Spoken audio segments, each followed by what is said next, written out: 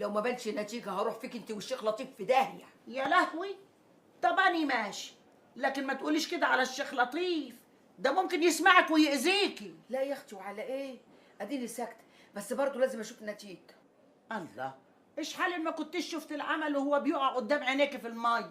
انا ما قلتش حاجه، من جيت شفت بعيني، بس برضه لازم اشوف نتيجه. يبقى خلاص عليكي وعلى التثبيت. ايه التثبيت ده؟ مش اللي يشيل حاجة ولا اللي يعمل حاجة لازم يثبت عليها؟ اه انت حشتي العمل اللي كان معمول لابنك، لازم بقى تثبتي عليه. واثبت عليه ازاي؟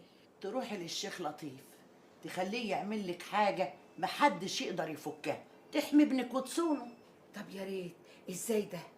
في حاجات بيعملها تحمي البني آدم وتصونه، للي لسنة، اللي لسنتين، ولا للعمر كله.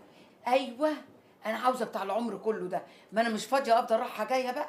وعلى ايه؟ ده انا اسمع التثبيته دي غاليه قوي، خليكي في اللي الشهر ولا الشهرين. لا يا اختي، وعلى ايه شهر وشهرين؟ انا عايزه بتاعه العمر كله، اعمل مره واحده واخلص. خلاص يا حبيبتي اعملي اللي يريحك.